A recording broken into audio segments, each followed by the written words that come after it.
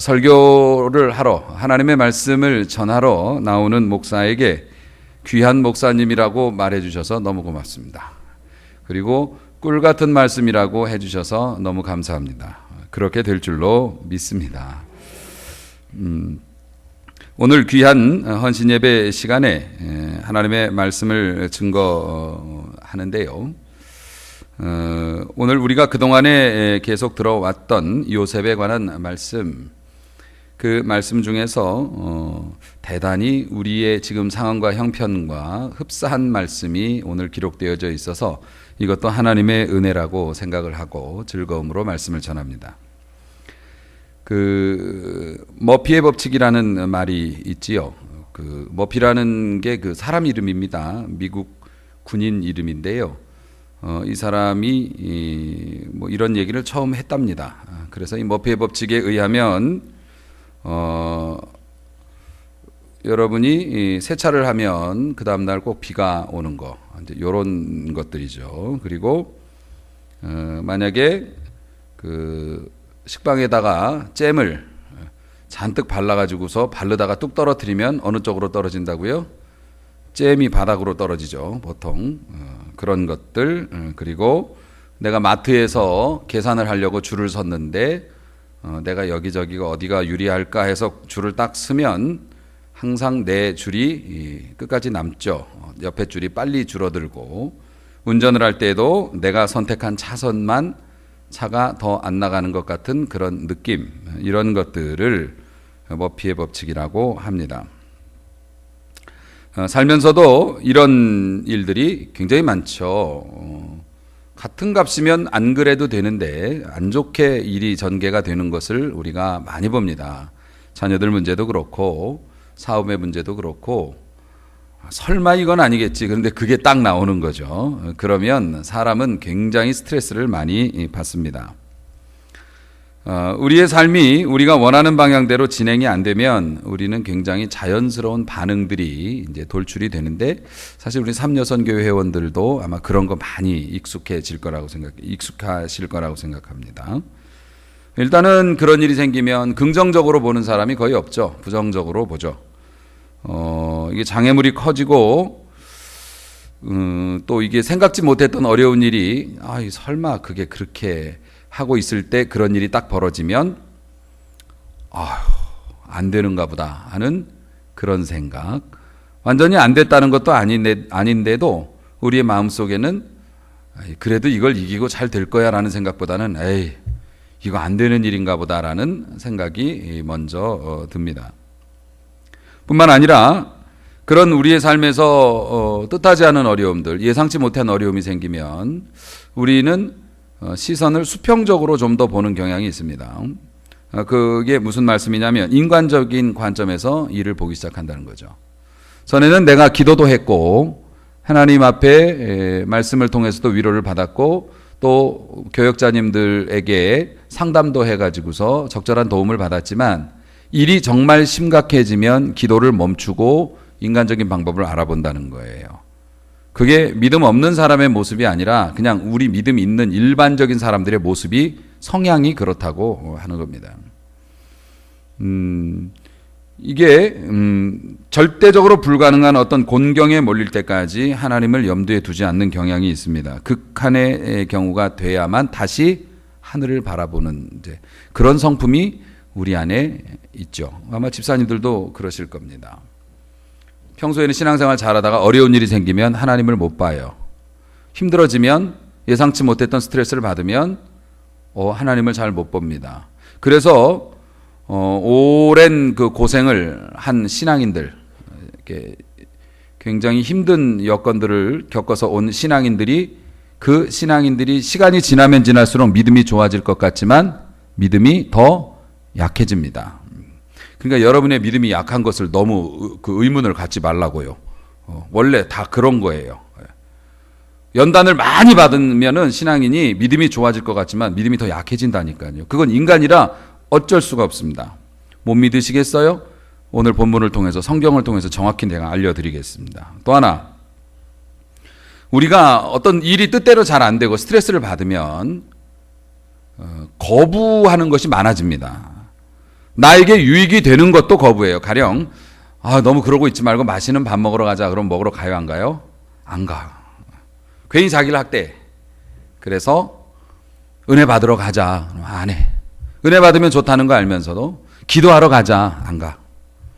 그러니까 자기에게 유익이 될 만한 어떤 것들에 대해서 일부러 이렇게 밀어내는 경향들이 우리 인간에게 있습니다. 근데 재미있는 건 나이가 먹을수록 이런 게 더 심해진다는 겁니다. 하마터면 아멘 나올 뻔했죠. 나이가 먹을수록 이런 게 더 심해집니다. 그래서 무슨 일이 생기면 안 될래나 봐. 아예 접자. 이런 생각. 어려운 일 생기면 지금 기도가 문제가 아니야. 빨리 어디 찾아가 봐야지. 지금 기도할 때가 아니야. 빨리 사람 만나봐야지. 이렇게 되고요. 어려운 일 생기면은 몰라 이제 아무것도 안 할 거야. 이런 것들 나이 먹어갈수록 더 한다는 거. 오늘 본문에 나타나는 주인공은 요셉의 아버지입니다. 요셉의 아버지 이름이 뭐죠? 야곱입니다. 야곱은 신앙생활을 거의 지금 100년째 하고 있습니다. 신앙생활을.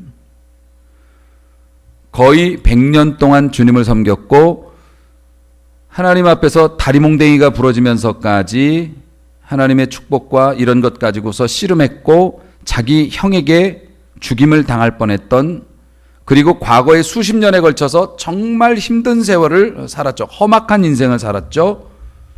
100년 신앙생활을 했는데도 안 좋은 소식이 들리니까 야곱이 이 세 가지의 반응을 했다는 겁니다. 성경을 보면. 사실 야곱들의 이제 아들들이 가나안에 돌아오죠. 요셉은 애굽에 살았고 아버지하고 형제들은 가나안에 살았으니까. 그래서 이스라엘 백성들이 출애굽해서 그렇게 가나안을 가려고 그랬던 거예요. 원래 아버지하고 형제들이 가나안에서 살았거든요. 아브라함에게 물려받은 땅이고 아브라함에게 하나님이 주신 땅이기 때문에 가나안에서 애굽으로 형제들이 요셉이 출세했기 때문에 먹고 살기 위해서 애굽으로 이주를 해서 430년 동안 200만이 넘는 거대한 인파로 성장을 해서 그들이 가려고 했던 땅이 가나안인 이유가 지금 가나안에 이 사람들이 살고 있었기 때문이라는 거죠. 이 가나안에 와가지고 아들들이 아버지한테 얘기합니다. 할 얘기가 좀 많겠어요. 아버지, 쌀 사러 갔다 죽는 줄 알았어요, 아버지.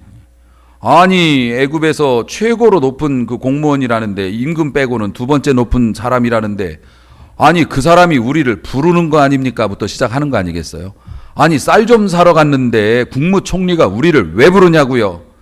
갔더니 이런저런 걸로 막 사람을 볶아대는데요.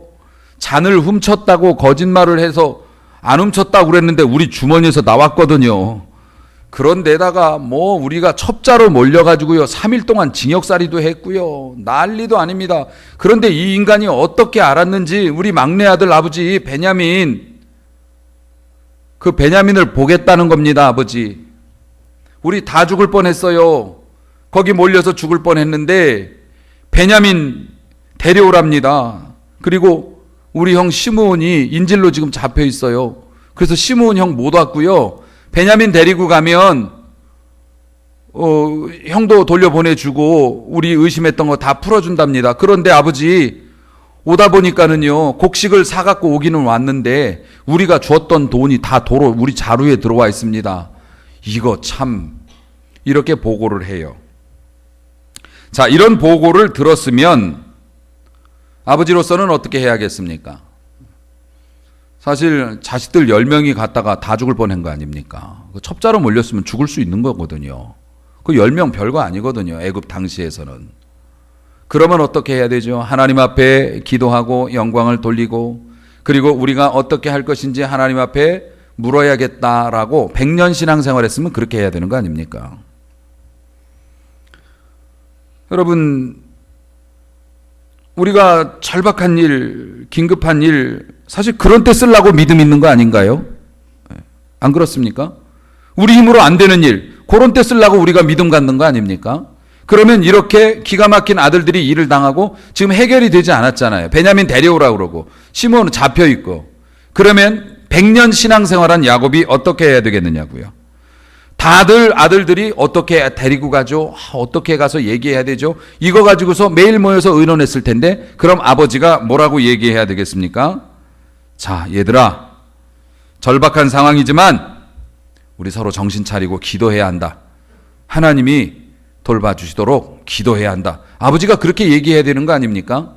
교회에서도 혹은 뭐 여러분 가정에서도 힘든 일이 생겨가지고 막 정신없이 일을 하다 보면 누군가는 그것이 여러분이 되기를 원합니다. 먼저 기도해야 되는 거 아니에요? 먼저 우리가 기도해야 하는 거예요 라고 얘기할 수 있어야 되지 않겠습니까? 그런데 100년을 신앙생활한 야곱이 그거를 못했습니다. 그런 일이 일어나지 않았고 수평적으로 반응합니다. 그래서 앞서 3가지 내용 있죠. 안 될래나 봐. 이제 우리 아들 죽었다. 이렇게 얘기를 해요. 부정적으로 반응을 합니다. 그래서 사실 최악의 시나리오를 생각을 하면서 두려움에 사로잡힙니다. 누가요? 100년을 신앙생활한 야곱이요.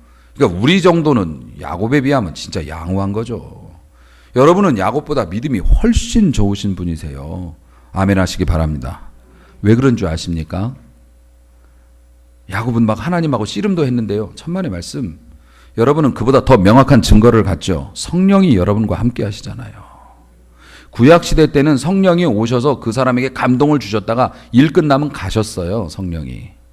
신약시대 때는 성령이 우리 안에 거하고 내주를 하신단 말이에요. 그에다가 완벽히 정리되어진 1.1핵 오류가 없는 하나님의 말씀이 평생을 읽어도 못 읽을 만큼 많이 주어져 있어요. 할렐루야. 그러니까 사실 야곱보다는 우리가 영적으로는 형편이 더 낫죠. 구약시대에 수많은 하나님의 사람들이 이런 은혜를 사모했습니다마는 이걸 누리지 못했어요. 자, 야곱이 그런 반응을 보입니다.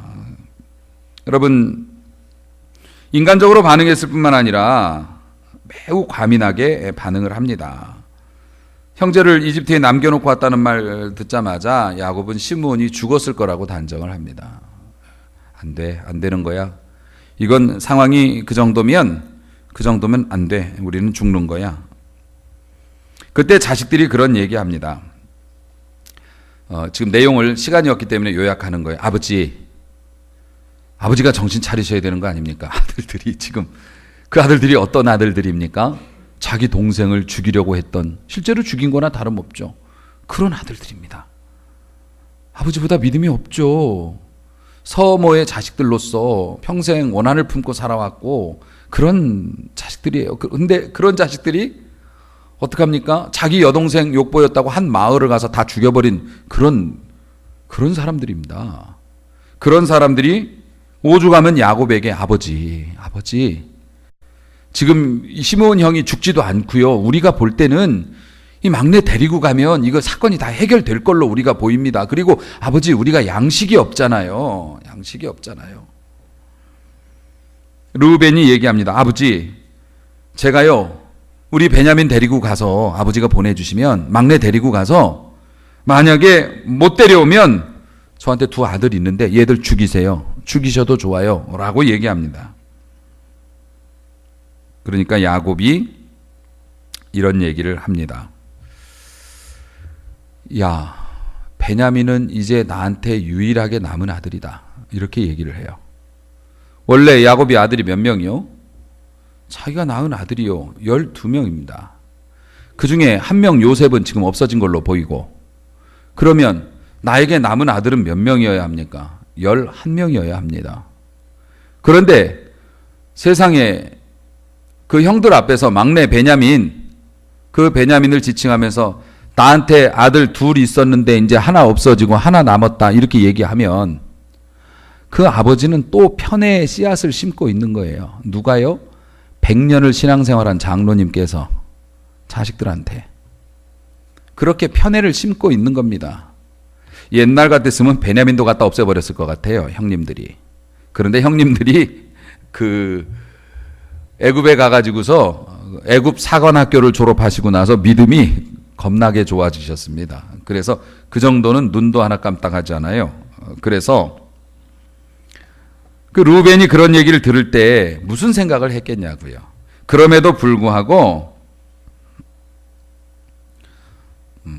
아버지한테 계속 청을 넣죠. 여러분 생각해 보십시오. 에이구, 특히 우리 삼년선교회 회원들 믿음 좋은 하나님의 일꾼들이신데요. 나는 야곱같이는 안 할 것 같아. 나라면 그렇게 야곱같이 반응 안 해. 나는 그렇게 어려운 상황이고 그런 힘든 상황이 있으면 나는 기도하고 하나님을 신뢰할 거야. 아마 여러분이 그렇게 얘기할 수도 있겠지만 지금 심정적으로는 에이, 야곱처럼은 안 한다. 그럴 수 있다고 생각이 될지 모르지만 여러분, 지난주만 해도 여러분 하나님 신뢰하지 못한 일들 많았잖아요. 한 주간 여러분 온전히 하나님을 신뢰했나요? 여러분, 여러분에게 요즘에 있었던 가장 큰 시련을 한번 생각해 보십시오. 몸이 아플 때, 우리 집사님 결과를 기다릴 때 온전히 하나님을 신뢰했나요? 신뢰하고 싶었지만은 잘못되면 어떡할까? 안 되면 어떡하지? 그런 모든 것들 그걸 깔끔히 떨쳐내고 푹 주무셨나요? 그렇지 못했을 것 같아요. 그랬다면 죄송하고요. 우리 지난달 월말을 지나면서 어떻게 했습니까? 하나님이 우리에게 주시는 복잡한 생각들에 어떤 반응을 보이셨나요? 우리가 야곱보다 낫다고 할 수 있을까요? 전혀 그렇지 않습니다. 그런데 정말 놀라운 일이 있고 그래서 우리 모두에게 소망이 있습니다. 하나님은 하시고 싶은 일을 하셔요. 할렐루야. 여러분이 받아들이든 안 받아들이든 원하든 원치 않든 하나님은 하시고 싶을 때 일을 하시고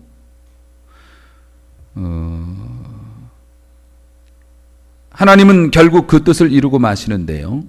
하나님이 그 일을 하는 길목에 여러분들이 놓여 있다면 여러분들이 그 하나님이 하시고자 하는 일에 하디 선교사님처럼 순종을 하면 마른 막대기 같은 내가 엄청난 하나님의 축복의 도구로 집안을 살리고 교회를 살리는 정말 멋진 전무후무한 인생 역전의 그런 것들을 볼 수도 있겠지만은 하나님의 역사하심의 그 길에 놓여 있는 우리가 하나님께서 때가 되셔서 홀로 결심하시고 이제 이 일을 이루어 성취해야겠다. 얘들아 이거 붙잡아 할 때 우리가 못 잡으면 굉장히 힘든 그런 것들을 겪게 되죠. 사실 야곱은 나중에 그 요셉이 자기의 정체를 밝히고 아버지 모셔오라고 리무진을 보냈을 때도 못 믿었어요. 굉장한 불안감과 어떤 그런 것 끝까지 그런 것들을 다 겪었습니다. 다 겪고 그래서 이집트에 가서 파라오를 면담할 때 나이가 몇 살이요? 내가 120살 좀 넘었는데요. 내가 다른 사람에 비해서 오래 산 건 아니지만 진짜 별 볼 일을 다 봤습니다. 험악한 세월을 살았습니다. 자기 스스로 그렇게, 왜냐하면 옛날에 험악한 세월도 살았지만 자기가 이 자리에 오기 직전까지 정말 괴로웠기 때문에 그런 얘기를 한 거거든요. 사람은 일주일만 행복하면 요즘 어떠세요? 그러면 요즘 너무 좋아요. 그렇거든요. 몇 년 전에 일을 가지고 험악한 세월을 살았다고 안 그래요. 일주일만 행복하면 그냥 행복한 거예요. 사람은. 야곱은 그 자리에 도착할 때까지 계속 힘들었던 거예요. 누리지 못했던 거죠. 이미 다 이루어져 있었는데. 왜 그렇습니까? 하나님을 온전히 보지 못했기 때문에 그런 거죠. 여러분, 양식이 떨어져요. 궁지에 몰립니다. 아들들이 아버지 이제 가야 돼요. 아버지 좀 보내주세요. 근데 43장 6절 말씀 한번 보십시오. 여러분 43장 6절 말씀 보시면 우리 함께 읽어볼까요? 시작. 이스라엘이 이르되 너희가 어찌하여 너희에게 또 다른 아우가 있다고 그 사람에게 말하여 나를 괴롭게 하였느냐. 이렇게 되어 있습니다. 지금 이 사람이 궁지에 몰리니까, 야곱이 궁지에 몰리니까 무슨 투정을 하고 있는 겁니까? 야, 원래 야곱이 이름이 속이는 자잖아요. 너 왜 사실대로 말해가지고 일을 이렇게 어렵게 만드냐? 지금 그 얘기를 하고 있는 겁니다. 너희들은 왜 거짓으로 둘러대면 되는 걸 왜 애가 있다고 말을 해가지고 이런 복잡한 상황을 만드니? 라고 얘기합니다. 바닥이 보였던 거죠. 왜 너희는 거짓말을 하지 못했느냐? 궁지에 몰려서 베냐민을 이제 내줄 때가 되니까 자기 밑바닥이 나온 겁니다. 그러니까 100년을 신앙생활해도 우리 본성은 변하지 않는다. 여러분의 본성도 변하지 않지만 여러분 옆에 있는 사람들의 본성도 변하지 않습니다. 그러니까 그런 사람이 그런 말을 하면 힘든가 보다라고 생각을 하셔야지 마귀한테 씌웠다라고 생각하시면 안 돼요. 아시겠죠?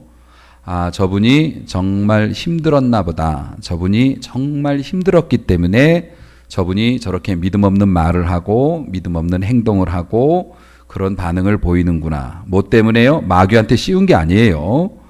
정말 힘들었기 때문에 나오는 인간적인 반응이라는 겁니다. 그러니까 이해해 주셔야 됩니다. 이해해 주셔야 됩니다. 사실 본인이 그런 모습 보여서 제일 큰 피해는 누가 보는 겁니까? 본인이 보는 겁니다. 믿음으로 반응 못하니까 속이 너무 힘들고 아프거든요. 그렇기 때문에 여러분이 너그럽게 이해해 주셔야 합니다. 자, 사실 아버지가 항상 그런 식이었기 때문에 그 아들들도 동생 죽여놓고 짐승이 먹어버렸다고 거짓말한 거 아닙니까? 아버지가 다 심은 대로 거둔 거죠. 이 고집을 부리는 아버지한테 유다가 이야기합니다. 사실 자녀들이 그런 얘기하죠. 아니 아버지, 우리가 동생이 있는데요라고 말을 한 게 아니고요. 이 사람이 꼭 우리 식구를 아는 것처럼 꼬치꼬치 캐물으니까 얘기를 하다가 그래 막내 하나 있다고 그렇게 둘이 있는데 하나는 죽고 하나 남았다고 우리가 얘기를 할 수밖에 없었다니까는요. 이러면서 이제 얘기를 하다가 8절 보니 유다가 아버지한테 얘기합니다. 베냐민을 보내주시면 우리가 바로 출발할게요. 그러면 우리도 살고 아버지도 살고 우리 애들도 살고 다 살 겁니다. 9절 내가 그를 위하여 담보가 되리니 아버지께서 내 손에서 그를 찾으소서. 제가 책임지고 데려오겠습니다. 얘를 베냐민을 내 손에서 그를 찾으소서라는 건 내가 데리고 올게요 라는 뜻이거든요. 만약에 못 데려오면 내가 영원히 죄를 지리이다. 제가 아버지의 저주를 받고 책임지겠습니다. 유다가 그렇게 얘기를 합니다. 여러분, 어떤 때는 여러분들보다 자식이 더 나을 때가 있어요. 애들이 더 똑똑할 때가 있다고요. 애들이 명철한 얘기를 할 때가 있어요. 우리는 나이를 먹었기 때문에 이런저런 환경과 상황 이런 거 다 감안해가지고 혼자 본인이 막 이렇게 연구해가지고 이건 안 될 거야. 이건 힘들어. 이건 용서할 수 없어. 그런데 애들은 의외로 명쾌해요. 엄마 왜 그렇게 해요? 이렇게 하는 게 원래 엄마 신앙생활 하는 사람으로서 원래 이렇게 해야 되는 거 아니에요? 어떤 때는 100년 신앙생활한 아버지보다 동생 팔아먹은 형들이 더 제정신을 가지고 있잖아요, 지금. 이 사람은 편애, 그리고 자식에 대한 강렬한 집착, 이런 것들 때문에 지금 눈이 어두워져 있어요. 너무 외롭고 힘들고 괴로우니까 이성을 잃었어요. 신앙도 잃어버리는 것 같아요. 그런데 이 아들들이, 범죄에 연루된 아들들이 오히려 똑똑하게 얘기합니다. 여러분, 아마도 여러분의 아들이나 딸들이 반항을 시작하고 있을지도 모르겠습니다. 오늘 기도에도 나오던데요. 질풍노도의 시기를. 그런데 여러분, 아이들이 반항을 한다고 하더라도 하나님께서 여러분에게 은혜를 주셔서 그들의 말을 경청할 수 있는 마음의 여유를 성령께서 주시기를 소원합니다. 들어야 돼요. 지가 하고 싶은 말을 들어줘야 합니다. 말은 우리가 더 잘하거든요. 그래서 뭐라고 얘기하면 끊고 얘는 한 방 날리면 우린 10개씩 날려버리거든요. 그러니까 애들이 방문 닫고 들어가거든요. 오늘 예배 마치고서부터는 이런 복잡한 상황이나 힘든 상황에서는 오히려 애들이 더 정확하게 볼 수 있다라는 거, 요거 하나를 잘 가지고 가셨다가 애들하고 갈등 문제로 대화할 일이 있으면 오래 들어주시는 은혜가 있기 바래요. 이게 순종이거든요. 이런 순종을 통해서 우리 안에 있는 성령께서 거기에 불을 붙여주시는 겁니다. 아시겠죠? 이게 신앙생활하는 법이에요. 그리고 그들의 말을 끊지 말고 최선을 다해서 들으려고 하십시오. 그리고 어떻게 반응해야 될지 잘 모를 때에는 그 사실을 인정하고 기도하십시오. 하나님의 인도를 구하면서 기도를 하십시오. 자, 결국에는 아들들의 이런 이야기를 듣고 허락을 하죠. 베냐민 데리고 가라. 그게 이제 오늘 읽은 본문의 말씀입니다. 전능하신 하나님이 너희와 함께 하셔서 이러면서 이야기를 합니다. 그 전에 아버지 빨리 가야 돼요. 아버지가 이렇게 시간만 안 끌어서 우리가 벌써 2번은 갔다 왔겠네요. 이러니까 11절부터 그러면 오늘 읽은 본문이죠. 예물을 좀 준비해 가지고 좋은 거 갖다 주면서 마음을 누그러뜨려라. 어디서 많이 보던 얘기 아니에요? 자기 형 만날 때 막 물건으로 환심을 사죠. 그러니까 옛날 버릇이 있다는 겁니다. 사람은 안 변해요. 자, 이렇게 해서 보내는데 14절이죠. 자, 네 아우도 데리고 떠나 다시 그 사람에게로 가라. 전능하신 하나님께서 그 사람 앞에서 너희에게 은혜를 베푸사. 그 사람으로, 다시 말해서 요셉이죠, 너희 다른 형제와 베냐민을 돌려보내게 하시기를 원하노라. 사실 여기서 끝났어야 됩니다. 그러면 아들들은 가면서 우리 아버지가 전능하신 하나님께서 은혜를 입게 하여 주사, 우리 아버지가 기도하면 전능하신 하나님께서 우리의 길을 인도해서 다시 돌아오게 해주실 거야. 아버지가 그렇게 축복해 줬어. 이러면서 애굽 가는 길이 편했을 텐데 거기서 멈춰야 되는데 한마디를 더 했죠. 자식을 잃게 되면 잃으리라. 그 내용이 하나님이 원대로 하시면 뭐 그대로 될 겁니다가 아닙니다. 자식을 잃게 되면 잃으리라 라는 말이 믿음의 말이 아니에요. 엘리 제사장이 자기 자식들 때문에 그걸 관리 못한 자기 가문이 멸망할 거라고 그렇게 어린 사무엘을 통해서 이야기를 전달받았을 때 뭐라고 얘기합니까? 하나님은 뜻이 선하시니 그 선한 소견대로 생각대로 되어질지어다 이라고 얘기했어요. 이건 믿음이 아니에요. 그럼 어떻게 돼요? 옷을 찢으며 제 위에 엎어져서 기도를 했어야죠. 살려달라고 기도했어야죠. 잃으면 잃으리라가 뭐가 있어요?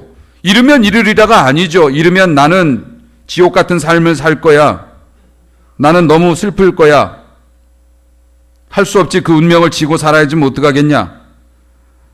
원하노라에서 작별을 했어야 합니다. 그런데 야곱은 죽으면 너무 슬플 거야. 근데 어떡하겠니? 그거 짊어지고 살아야지. 요 얘기를 붙이는 바람에 그렇게 살았어요. 그렇게. 사랑하는 성도 여러분, 우리의 인생이라는 것 직면하기 쉽지 않은 도전과 변화들로 가득 차 있습니다. 우리 인생에 참 별꼴을 다 본다는 얘기가 거기에서 나오죠. 그런 일들이 가득 차 있습니다. 그런 어려운 일들을 만날 때 우리가 긍정적으로 또 수직적으로 반응하라는 건 쉽지 않다고 말씀드렸어요. 100년 신앙생활에도 어렵다고 말씀드렸습니다. 그럴 때 우리들의 가장 필요한 모습이 뭐냐? 우리 집사님들 잘 기억하십시오. 일단 모든 걸 다 멈추고 여러 가지 반응이 있겠지만 방에 문을 걸어 잠그고 뭐 눕는다든지 아니면 이 사람 저 사람을 만난다든지 아니면 내 편 들어주는 사람들의 이야기를 들으려고 뭐 커피를 마신다든지 여러 가지가 있겠지만 여러분들 감당 못할 어떤 스트레스를 받으면 오늘 이후로부터는 제일 먼저 하나님의 이름을 부를 수 있는 여러분이 되었으면 좋겠습니다. 능력은 거기서 시작이 되니까요. 우리가 믿음은 없지만 한 가지는 압니다. 주님은 여전히 전능하신 하나님이시라는 것을. 무제한의 권세와 한없는 능력과 놀라운 힘을 지니신 하나님, 우리 주님이신 줄로 믿으시기 바랍니다.